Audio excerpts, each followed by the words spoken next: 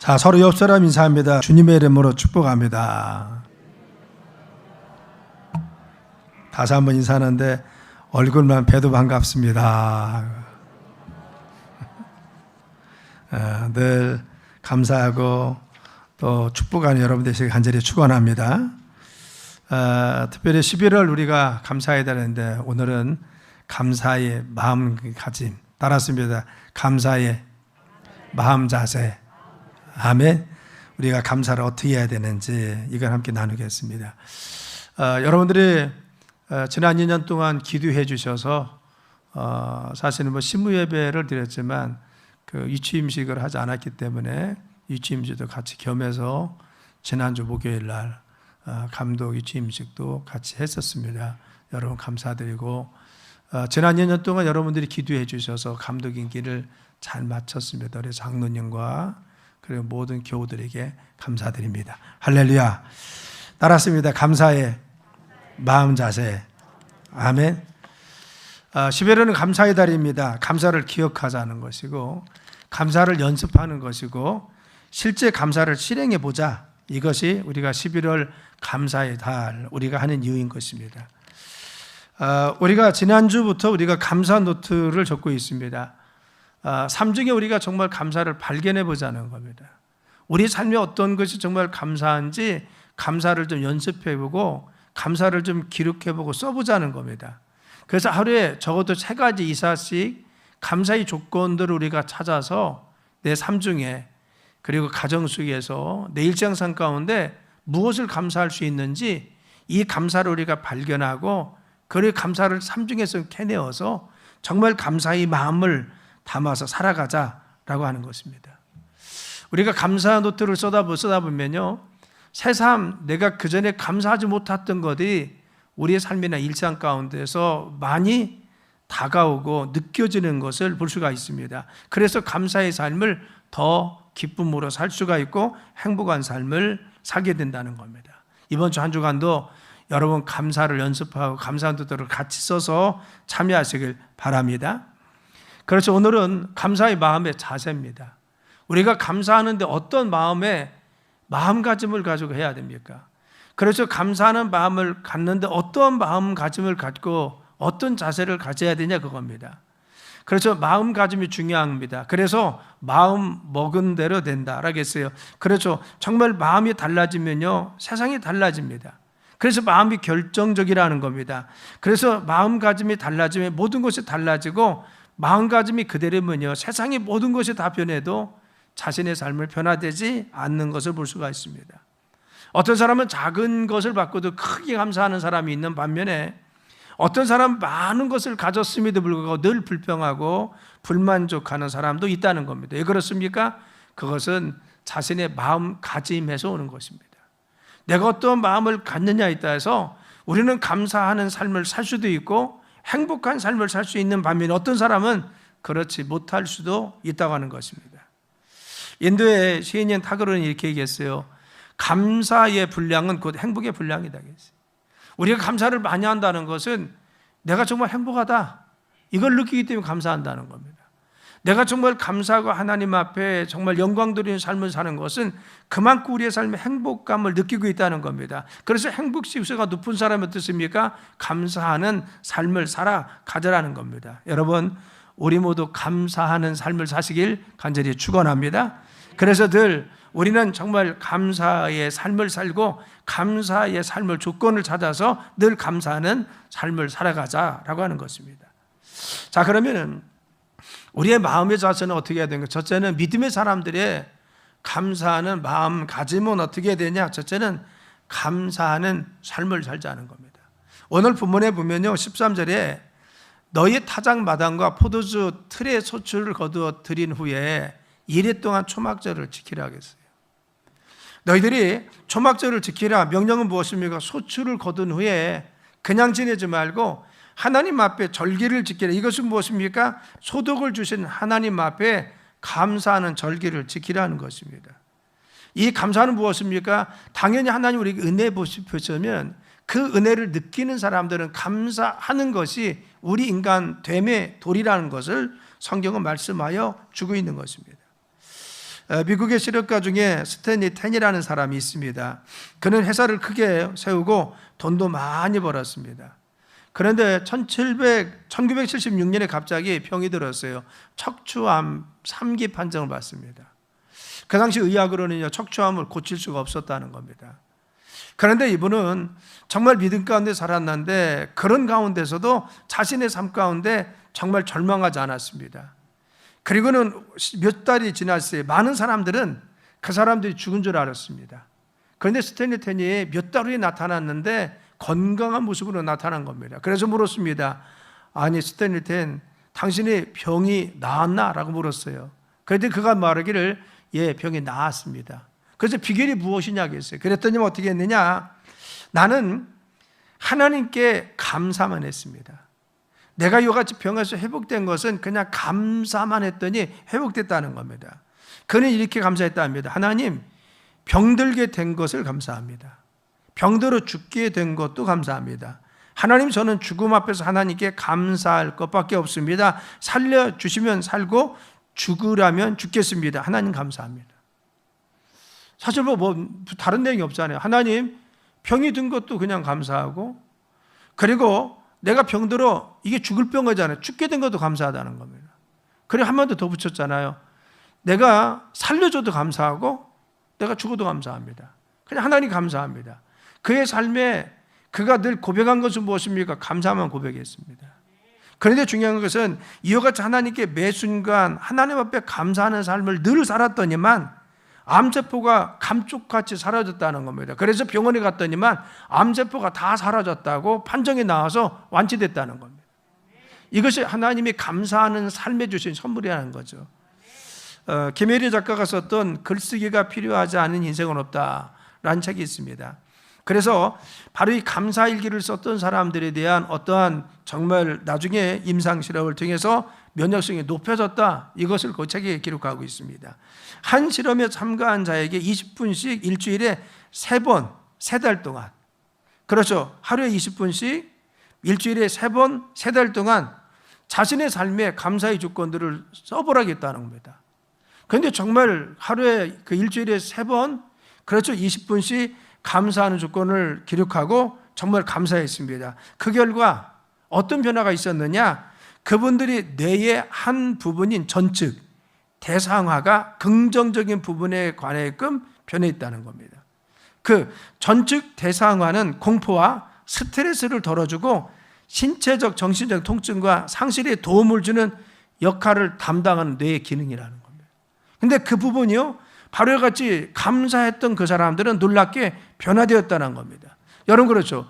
우리의 삶에 내가 감사하면요, 하나님께서 주시는 귀한 축복이 있다는 사실을 민수히 간절히 축원합니다.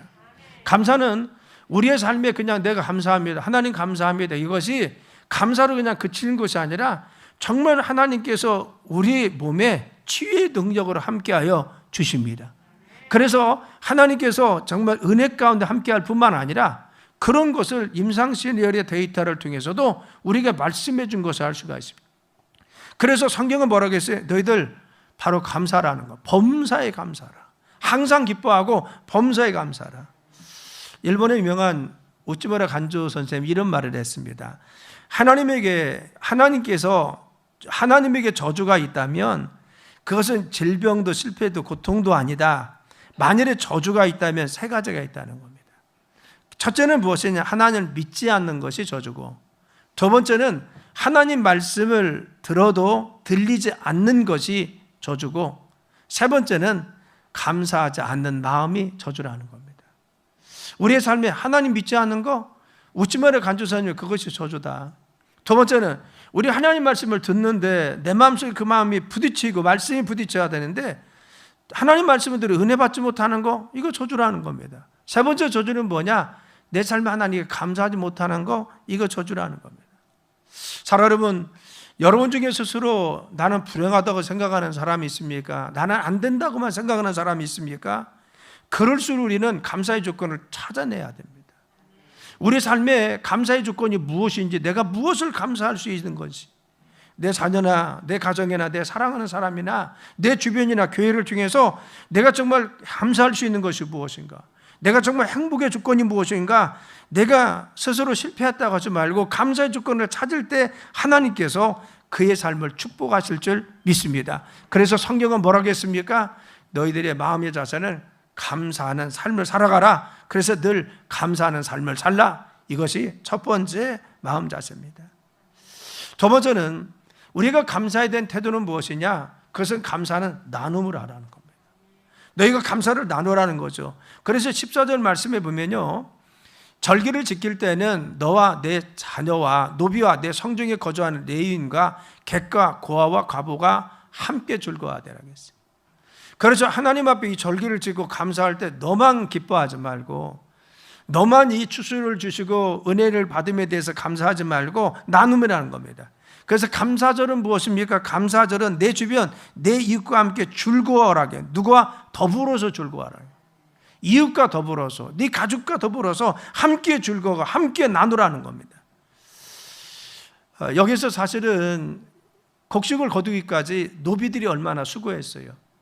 노비들이 땀방울이 없었으면요, 곡식을 거둘 수 있습니까? 못 거뒀습니다. 그러니까 노비와 함께 기쁨을 나누라는 겁니다. 두 번째는 무엇입니까? 성중에 레위인입니다. 레위인 누굽니까? 오늘날 바로 목회자를 얘기합니다. 목회자들은 직업이요, 바로 이 목회하는 겁니다. 자기 상업은 없습니다. 돈벌이가 없습니다. 그러니까 너희가 그들이 정말 삶을 이어갈 수 있도록, 풍성할 수 있도록 챙겨주고, 그리고 또한 바로 그 챙겨주지 않으면 안 된다는 거죠. 그래서 그들을 챙기지 않으면 굶을 수밖에 없습니다. 그러니까 너희들이 순수 바로와 같이 그 생업을, 주님을 일을 하고 있는 레위인들을 너희들이 챙겨라. 그래서 레위인 이야기합니다. 성중에 거하는 레위인. 세 번째는 바로와 같이 고아 과부들입니다. 여러에게서 고아 홀로 된 여인들을 왜 궁금했습니까? 그 당시 가장 사회 약자층입니다. 그래서 바로 사회적 약자입니다. 가장 힘들고 어려운 삶을 살았던 그들을 배려하라는 거죠.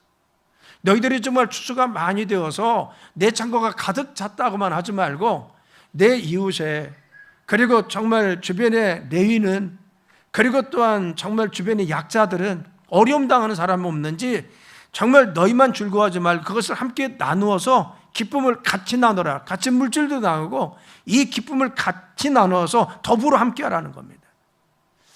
여러분, 하나님은요, 바로 같이 추수하고 이 절기를 지키는데 자신들만의 축제가 아닌 더불어 축제가 되게 원했습니다. 소유의 축제가 아니라 나눔의 축제가 되게 원했습니다. 하나님께 감사한다고 하면서 이웃과 나눔이 없으면 안 된다는 거죠. 같이 기쁨을 나누고 같이 나눌 수 있어야 된다는 거. 그래서 감사절을 교회 안에서 이 축제로 그치는 것이 아니라 이웃과 함께, 지역과 함께, 주민과 함께 축제로 발전해 나가는 것은 굉장히 바람직하다고 하는 것입니다. 우리가 이번에 다음 주 우리가 장식을 하는데 추수감사절 장식을 쌀 10kg짜리를 하기로 했어요. 그래서 각 목장별로 그냥 좀 그래도 한 푸대 이상씩은 가지고 좀 드렸으면 좋겠다, 감사하면서 장식을 그걸로 하자. 그리고 개인별로도 좀, 나는 그 10kg 이렇게 하는데 10kg가 한 2만 초반대부터 한 3만 원까지 이렇게 갔더라고요. 그 어떤 것이 됐든 10kg 통일을 했습니다. 그래서 나는 그래서 그냥 같이 나누기 위해서 그래도 좀 그 기증 좀 하겠다 해서 이 장식을 이번 주 토요일 날 우리가 마지막 장식을 이렇게 쭉 해놓는데, 그렇게 하려고 하는 의도가 무엇입니까? 자랑하자는 것이 아니라 우리가 좀 이 추수절을 만약해서 나누자는 겁니다. 정말 이 추수감사절의 근본적인 감사의 축제에 하나님 근본적인 정신을 살려서 우리가 더불어서 이웃과 함께, 주변과 함께 나눔의 축제를 같이 하자. 할렐루야.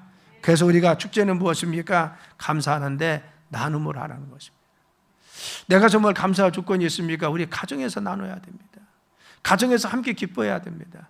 그리고 이웃과 함께 기뻐해야 됩니다. 가족이 서로 감사하고 서로 기뻐해서 우리가 함께 더불어서 함께 기뻐하고 감사하는 이 감사절이 될 수가 있어야 되는 것입니다.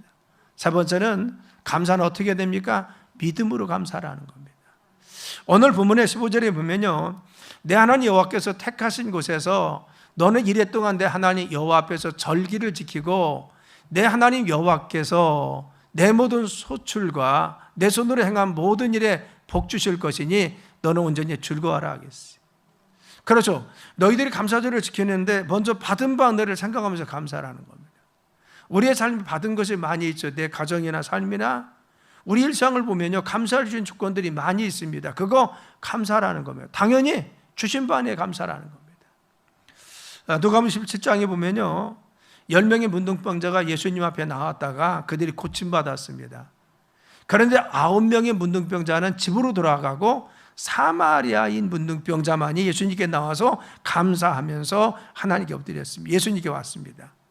이때 예수님이 그 사마리아 문둥병자에게 했던 말이 무엇입니까? 10명이 다 고침을 받았는데 9은 어디 가고 너만 왔냐고 합니다. 그래서 예수님은요, 정말 당연히 은혜를 베풀어 주셨는데 그 은혜를 알고 그 은혜를 체험한 그들이 예수님께 와서 감사하지 못함에 대한 섭섭함, 이것이 바로 그 안에 배어 있는 것을 알 수가 있습니다. 감사는 단순히 심리적으로 느끼는 데 그치지 말고 우리는 감사를 표현해야 됩니다. 그래서 가정에서도 감사를 표현할 수가 있어야 되고 주변에서 감사를 표현하고 보답할 수 있는 것이 우리의 삶이 돼야 된다. 그래서 먼저 받은 바 은혜에 대해서 내 삶에 나에게 베품 주신 그분들에게 그리고 하나님의 은혜 주심에 대해서 보답하는 그런 감사를 표현하는 것이 필요하다는 겁니다. 두 번째는 하나님께서 우리에게 보다 차원 높은 감사를 원하십니다. 그래서 본문에 보면요, 내 하나님 여호와께서 내 모든 소출과 내 손으로 행한 모든 일에 복 주실 것이니 너는 온전히 즐거워하지라 하겠어요. 여기서 보면요, 내 손으로 행한 모든 일에 복 주실 것이니, 이건 미래입니다. 지금 받은 것이 아니라 앞으로 주실 것이니까 그겁니다. 너희들의 삶에 지금 당장은 아니어도 주실 약속이 있다는 겁니다. 하나님의 인도하심이 분명히 있다는 겁니다. 이걸 믿고 믿음으로 감사하라는 거죠. 우리의 삶에 중요한 것은 무엇입니까? 앞으로 주실 복을 생각하면서 믿음으로 감사하는 것도 필요하다는 거예요. 내 삶에 기도 제목이 있고 소망이 있고 믿음이 있습니다. 그 은혜 가운데 주님이 인도하여 주시는 것입니다. 우리는 감사가 과거에 하나님 주신 은혜로 그쳐서는 아니 되고 현재 내 삶에 주어진 것 때문에만 감사하면 안 되고 미래에 하나님께서 인도하실 것, 그리고 하나님께서 인도하셔서 잘 될 것, 그리고 우리의 삶에 주님이 함께 하심에 귀한 은혜가 있다는 것을 믿고 우리가 감사해야 된다는 겁니다. 이것이 하나님이 우리에게 주신 것입니다. 스티븐 호킹이라는 호킹 박사 아시죠? 세계적인 물리학자죠. 그런데 22세 때 르게릭 병에 걸렸어요. 르게릭 병이 병명이 뭐냐면 이런 겁니다. 근위축성 측식 경화증. 어렵죠? 예. 굳어가는 겁니다. 그래서 우리가 호킹 박사 보면 늘 휘체해요. 그것도 반듯한 모습이 아니라 말라가지고 늘 삐딱하게 이렇게 누워있는 것 같이 있잖아요. 그 르게릭 병 때문에 그렇습니다. 그런데 그분이요, 그런 몸을 가지고도 세계적인 아인슈타인을 능가하는 물리학자로서 한 시대를 움직였습니다. 그런데 그 부인이었던 제인 호킹 박사가 제인 호킹이 이런 말을 했어요. 이런 고백입니다. 만약 하나님에 대한 믿음이 없었다면 나는 남편의 병이 악화되는 상황에서 살아갈 수가 없었을 것입니다. 자기 남편의 점점 병이 악화되는데 내가 하나님에 대한 믿음이 없었으면 나는 살아갈 수가 없었을 거라는 겁니다. 그렇죠. 이 말을 우리가 다시 해석하면요, 그런 남편이 병들어서 점점점 몸이 그와 같이 변해가고 있습니다. 이것을 바라볼 때 바로 이 부인 제인 호킹은 어떻게 봤습니까? 그래, 하나님이 몸은 저렇지만 우리의 건강은 악화되지만 더 좋은 것 주실 거야. 하나님께서 소망 가운데 우리를 인도할 거야. 이런 기대감을 가지고들 살았다는 겁니다. 주님 바라보면서 현재의 낙심과 현재의 좌절과 현재의 질병에 대해서 낙심하지 않고 늘 주님 바라보면서 살아갔더니만 하나님께서 그의 삶에 정말 놀랍도록 쓰시는 하나님의 은혜가 있었다는 겁니다. 자, 여러분, 우리의 삶이 그렇지 않습니까? 현실을 보면요, 답답하고 어려운 것들이 많이 있습니다. 내 삶에 풀리지 않은 문제가 있고요, 이루지 못한 것들이 있습니다. 그런데 중요한 것은 우리 믿음의 사람들은 주님께 나와서 말씀을 듣고 나면, 기도하고 나면, 하나님께 나와서 말씀 가운데 묵상하다 보면 하나님 우리가 소망도 주십니다. 믿음도 주십니다. 용기도 주십니다. 새로운 미래를 바라보게 하시고 기도하게 해주십니다. 다시 일어설 수 있도록 인도하여 주십니다. 그래서 우리는 감사하는 삶을 살 수가 있는 것입니다. 이것이 무엇입니까? 믿음으로 주님께 바로 감사를 드리면서 살아가는 삶이라는 것입니다. 사랑 여러분, 우리의 삶이 힘들고 어려운 것들이 많이 있습니다. 그러나 우리에게 복 주실 하나님 바라보며 감사하시고 간절히 축원합니다. 내가 어려운 환경 속에서도 주님이 나에게 기도할 때마다 나에게 그런 마음을 주시고 그런 소망 주시고 주님께서 그와 같이 인도하실 것을 확신하고 있습니까? 그것이 우리가 바라보는 하나님의 감사의 조건이고, 그 믿음으로 감사하는 자를 주님께서 인도하시고 축복하실 줄 믿습니다. 그래서 주실 거에 대해서 바라보면서 감사하라고 이야기했습니다. 네 번째는 보임으로 감사하고 힘대로 감사하라는 겁니다. 16절 말씀에는 너희 가운데 모든 남자는 1년에 3번 곧 무교절과 칠칠절과 초막절에 내 하나님 여호와께서 택하신 곳에서 여호와를 배웁되라고 했어요. 빈손으로 여호와를 배우지 말라고 했어요. 그렇죠. 무교절과 칠칠절과 초막절, 이 절기가 되면 나를 뵙는 어디서? 하나님이 전해서 보라는 겁니다. 내게 찾아오라는 겁니다. 여러분, 우리는 주님께 예배드리는 삶을 통해 승리하길 간절히 축원합니다. 하나님께서는 너희들이 예배 장소에 나와서 정말 하나님 뵈면서 감사하라는 것입니다. 그런데 감사의 조건이 뭐예요? 빈손으로 오지 말고 오라고 했어요. 그렇죠. 정성을 다해서 마음을 담아서 오라는 겁니다. 그래서 17절에 각 사람이 내 하나님 여호와께 주신 복을 따라 그 힘대로 드릴지라 하겠어요. 그렇죠. 주신 복을 따라 힘대로 드리라. 왜 이런 말씀하셨을까? 천지 만물을 지으신 분이 하나님 아닙니까? 그렇죠. 우리의 머리털까지 세심받아 된다고 했어요. 우리의 마음과 심령을 잘 보시는 분이 누굽니까? 하나님이십니다. 그렇죠. 하나님 우리의 장점뿐만 아니라 개개인의 단점도 잘 알고 있습니다. 바로 사람들이 무엇이 약한지 어떤 것에 시험된 잘 압니다. 그래서 우리가 얼마나 물질에 매여 있고 물질에 우리의 마음이 있는지 압니다. 그래서 예수님 마태복음 6장 21절에 말씀하시기를 내 보물이 있는 곳에 내 마음도 있다고 했어요.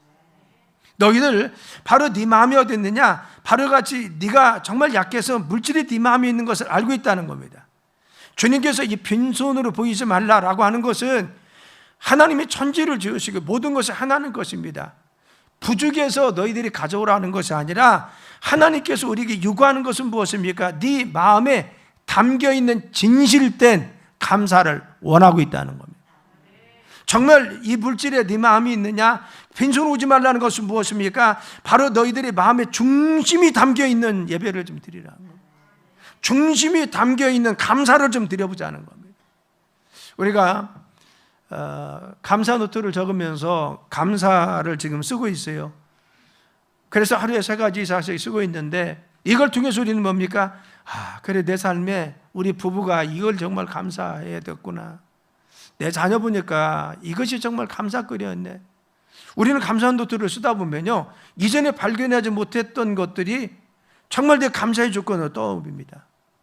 그래서 우리가 주일에 그냥 다음 주 추수감사에 그냥 나오는 것이 아니라 그래 내 삶을 인도하신 하나님, 우리 가정을 이렇게 지켜주신 하나님, 어려움 속에 지금 함께 하신 하나님, 그 하나님 그 마음을 좀 담아서 오자는 겁니다. 너희들이 정성 어리게 이 마음속에 진정으로 감사하는 마음을 가지고 네가 오기를 원하고 있다는 겁니다. 네 마음에 중심이 담겨있는 감사제를 한번 드려보라는 겁니다. 사랑 여러분, 우리의 삶이 그렇잖아요. 늘 지나고 나면 주님이 은혜했다는 것을 기억합니다. 제가 94년에 12월 달에 변동에서 개척을 시작했습니다. 텅 빈 지하에서 기도하는데요, 교인들이 없었으니까요. 근데 그때 제가 강단에 앉아가지고 밤을 새워가면서 기도했던 한 가지가 뭐냐면, 하나님 지금까지 인도하셔 하나님 감사합니다. 지금까지 내 삶에 부족함 없이 응답하시고 늘 항상 함께 하시고 지금까지 인도하신 하나님. 여러분, 지금까지 인도하신 하나님 뭐예요? 앞으로도 그렇게 인도할 줄 믿다는 겁니다. 내 삶에 지금 아무것도 없는 것 같지만 그러나 하나님은 지금까지 내 삶을 그렇게 인도하지 않았습니까? 나는 그런 믿음이 있었습니다. 하나님 인도할 줄 믿습니다. 여러분, 그렇죠? 우리의 삶에 정말 지난 우리의 삶 가운데 하나님이 우리의 가정을 통해서 어떻게 인도하셨습니까? 내 삶에 우리 자녀들을 어떻게 인도했습니까? 우리가 어려움 속에 지금 여러 가지 정말 힘들고 어려운 코로나 전국이지만 그래도 하나님께 감사의 조건들을 찾아보면 우리는 우리의 중심을 들여 정말 감사할 수 있는 것이 많이 있다는 겁니다. 찬양 있잖아요. 지금까지 내가 지내온 것은 한번 반주해봐요. 지금까지 내가 지나온 것은 주의 은혜라. 주의 은혜라.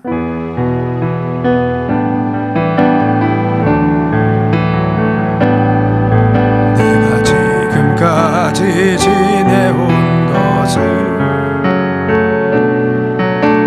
주의 은혜라. 주의 은혜라. 지금까지 지내온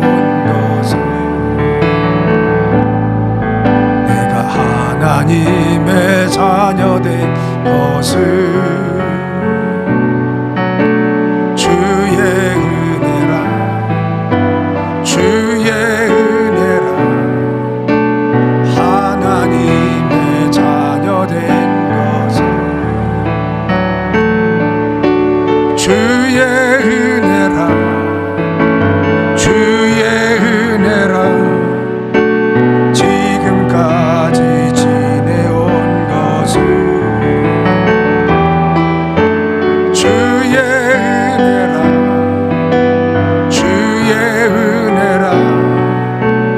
하나님의 자녀된 것은 내가 이 자리에 서 있는 것은 주의 은혜라. 주의 은혜라.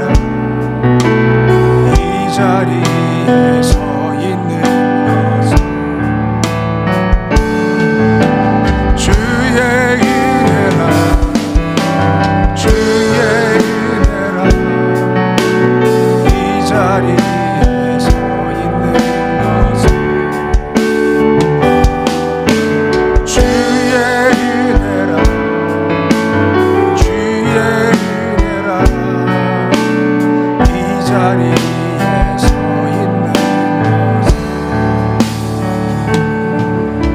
사랑하는 여러분,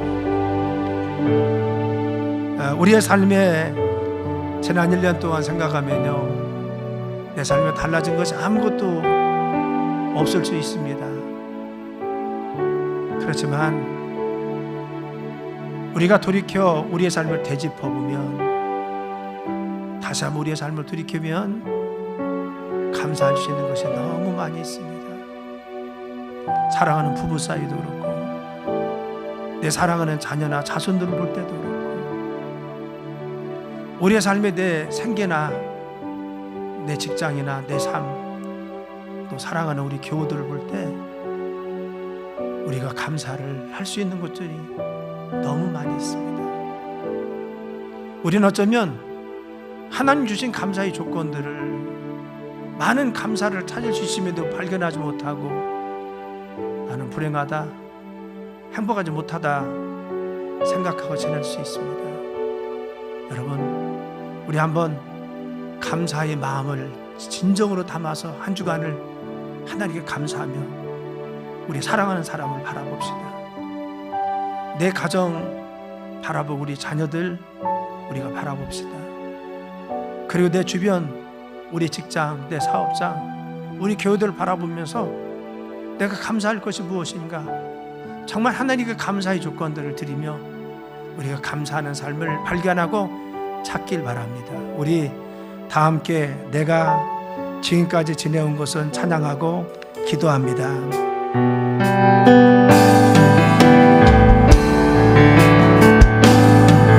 내가 지금까지 지내온 것은